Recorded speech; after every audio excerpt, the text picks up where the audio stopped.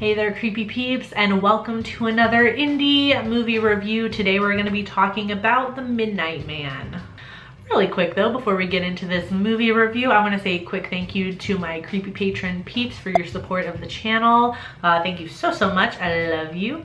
If you want to find out the perks to being a creepy patron peep, you can follow that link in the description box and it'll tell you all you need to know. Alright, so The Midnight Man is about a girl named Alex who is taking care of her grandmother, played by Lynn Shay, in her big old mansion looking house. And her friend Miles stumble upon this old game.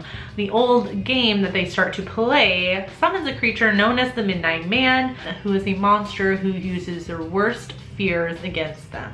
So first off, I think The Midnight Man had a super creepy concept, and that's why I was interested in watching this movie in the first place.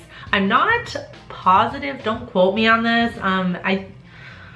I think The Midnight Man is based on some sort of internet urban legend or creepypasta. Everything I could find seemed like it was kind of taken directly from the movie, but then the movie could have also taken it directly from where I found it. So I'm not sure if it is, but that's kind of cool if it was. It's nice to see something kind of like of that nature that isn't Slender Man.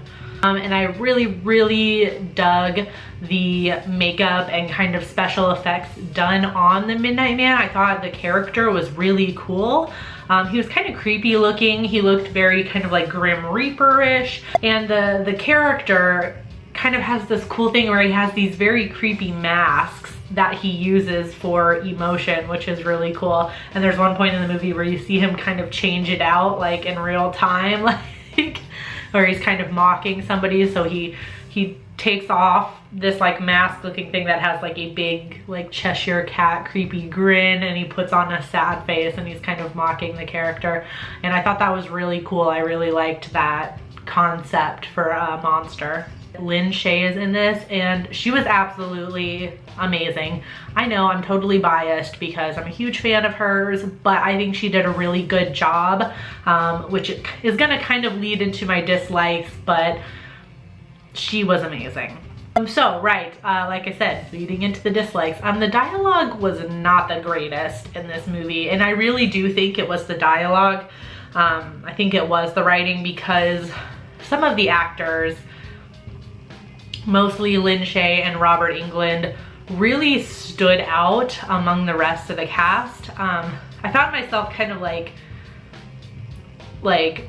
feeling weird about it and thinking about it in the movie. I was like, there are times where I feel like the writing is bad, but then maybe it was just the acting and things like that. I think it was the fact that I think Lynn Shay and Robert Englund were a little more experienced, obviously, than some of the other younger cast members, and they could do something with the dialogue that they had, and they were way more convincing with it, as opposed to the rest of the cast, where I feel like it just came off as awkward and maybe they didn't really know what to do with the dialogue that they were given. I will say the difference in experience between Robert Englund, Lynn Shay, and then the rest of the younger cast was definitely noticeable. Going on about the writing, I feel like the plot points and everything, it just all felt a bit off. Like, the only way I can describe it is it almost felt like things were out of order. And I think really what I'm trying to say is the story was super disjointed. I feel like there wasn't really any flow between each kind of like main like plot point of the movie. I don't feel like there's any natural flow. It just was kind of like boom, boom, like separate little sections, and it just didn't feel like cohesive. I think that's what I'm trying to say.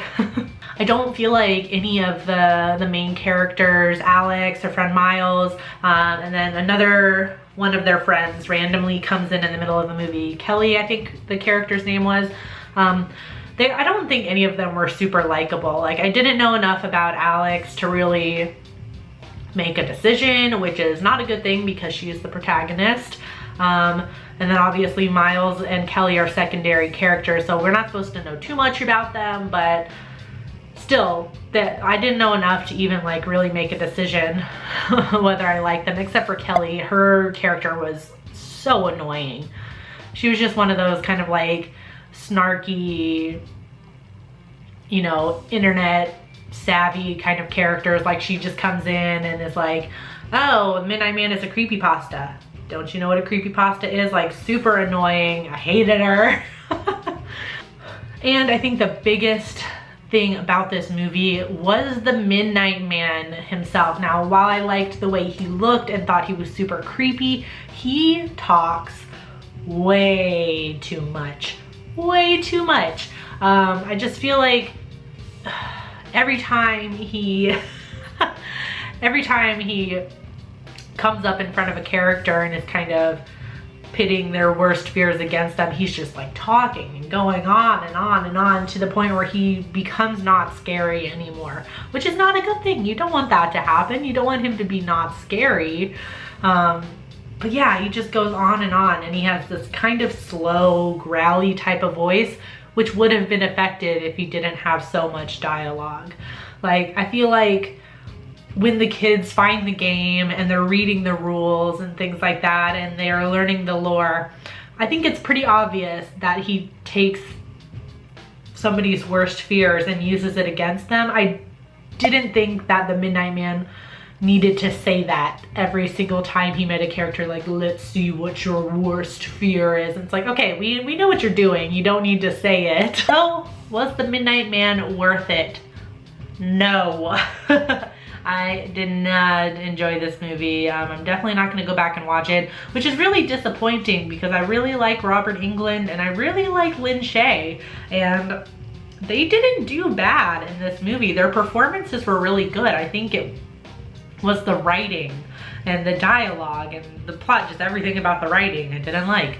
So it's unfortunate, but I'm not going to go back and watch this movie. I'm going to give it a 1 out of 5. On IMDb right now it has a 4.9 out of 10. Rotten Tomatoes doesn't have a critic score, but it has a 45% audience score, and there's nothing on Roger Ebert for it. I was able to watch The Midnight Man on Amazon, so I will leave an affiliate link in the description box if you want to check it out, although I don't recommend it. That sounds mean. So if you have seen The Midnight Man, let me know in the comment section down below what you thought about it. As always, you can find me at all the normal social media places. The links for those will be in the description box. You can also find me on my blog at nightmaremaven.com. On there right now is a revisit review. I went back and checked out It Follows, so you can check that out now if you want. You can also find me as a contributing writer at morbidlybeautiful.com, and you can find me on patreon.com/nightmaremaven if you want to check that out and support the channel. I do hope you enjoyed this video. If you did, please give it a thumbs up. Subscribe if you're new here. Become a Creepy Peep today. I post videos Monday through Friday. Thank you so much for watching, and until next time, stay strange. Bye!